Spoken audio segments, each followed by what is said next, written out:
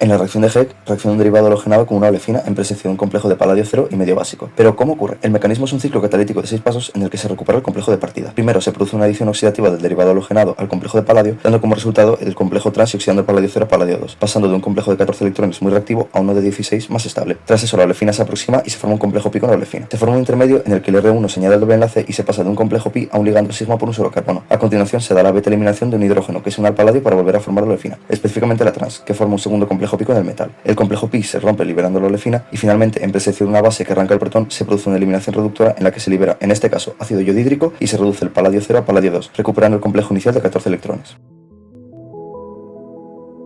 La reacción de Heck es un tipo de acoplamiento especialmente dependiente y sensible a múltiples variables, como el tipo de sustrato, ligandos y bases. A continuación, vamos a hacer un resumen general de cómo estas variables pueden afectar a la ruta sintética. En primer lugar, se considera que la etapa limitante de este proceso es la adición oxidativa, así que, siguiendo este criterio, se pueden clasificar los sustratos, que suelen ser haluros de arilo en función de su tendencia a reducirse. Los ioduros son siempre mejores sustratos que los bromuros y estos que los cloruros. Incluso los ioduros de arilo ricos en electrones dan mejores rendimientos que los cloruros y bromuros de arilos deficientes en electrones. Se pueden categorizar los tipos de ligandos dependiendo de su función. De apoyo, evitan que los complejos de paladio formen clústeres. De reserva, forman un complejo relativamente estable, ralentizando la liberación de paladio, que se da por descomposición térmica. Activadora, aumenta la reactividad y la selectividad, aumentando la velocidad de la etapa limitante. Restrictiva, también aumenta la selectividad, pero forzando una geometría concreta. Los hidruros de paladio son bastante ácidos, por lo que liberan protones sin necesidad de una base. Esto acidifica el medio y retrasa la reacción, por lo que se sigue justificando la necesidad de una base. También pueden perder hidrógenos por medio de una eliminación reductora. La función de los aditivos es potenciar el efecto beneficioso que tienen las bases y ligandos. En particular, hay dos tipos de aditivos especialmente útiles. Las sales de azonio cuaternarias se utilizan para formar una especie de micelas alrededor de los pequeños clústeres de paladio, evitando que crezcan, lo que disminuiría su reactividad por fenómenos de coalescencia. Las sales de plata 1 suelen usarse como scavengers de haluros, ayudando a la regeneración del catalizador. Por este motivo, usar acetato de plata suele ser muy ventajoso, porque hace las veces tanto de scavenger de haluros como de base débil, evitando posibles reacciones secundarias. Esta reacción es relativamente insensible al cambio de disolvente y de temperatura. Las mejores combinaciones sustrato-disolvente para las reacciones de Heck son yoduro de arilo,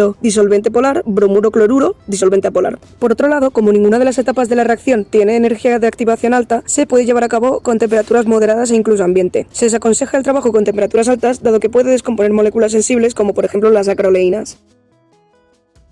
La selectividad en la reacción de Heck se clasifica principalmente en estereoselectividad, relacionada con la disposición espacial de los sustituyentes, y regioselectividad, relacionada con la posición en la que ocurre la reacción.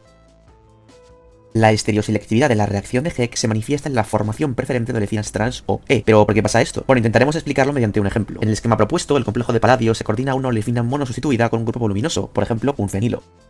Entonces, para que tenga lugar el proceso de la beta eliminación, el hidrógeno beta y el paladio deben situarse en disposición sin periplanar. En el estado de transición, la cadena se orienta para minimizar las repulsiones estéricas. Los sustituyentes R y fenilo se colocan lo más alejados posible. Puede verse en la imagen. El enlace carbono-carbono en azul rota aproximadamente 60 grados en sentido antihorario. Esta orientación controlada hace que se forme casi exclusivamente disómero trans o E, con relaciones EZ normalmente superiores a 95,5 e incluso hasta 99,1. Estos valores se mantienen salvo con grupos muy pequeños, como por ejemplo grupos diano, lo que supone una clara ventaja frente a métodos clásicos como Julia o Julia-Kozienski. La regioselectividad de la reacción de Heck depende de los grupos presentes en la olefina. Consideremos una olefina general donde R puede ser un grupo electroreceptor o electrodador. Esta presenta dos posibles posiciones de ataque, denominadas alfa y beta. Si R es un grupo electroreceptor, el ataque ocurre en la posición beta, ya que retira densidad electrónica por efecto "-K". En cambio, si R es un grupo electrodador, el ataque se dirige a la posición alfa, porque el carbono beta queda enriquecido en densidad electrónica.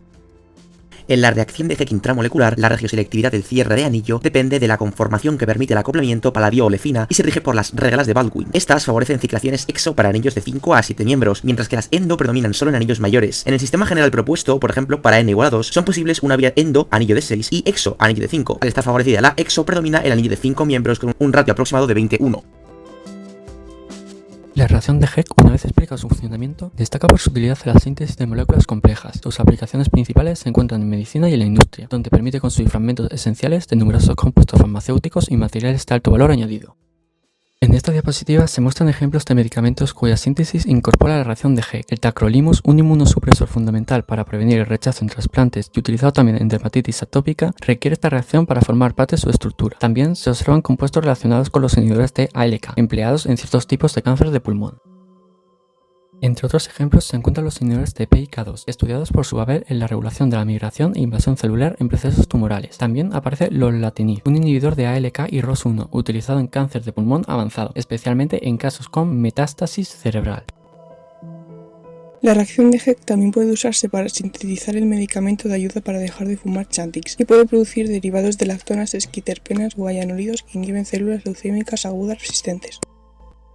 Existe también el Singulair, un medicamento para el asma, el Taxol, un inhibidor mitótico utilizado en la quimioterapia contra el cáncer, y el tamoxifeno, que se usa en cáncer de mama. Por último, existen aplicaciones en la industria como la producción del componente de protectores solares o cianamato, que también se usa en la producción de polímeros funcionales con características específicas que se usan en recubrimientos adhesivos y electrónica.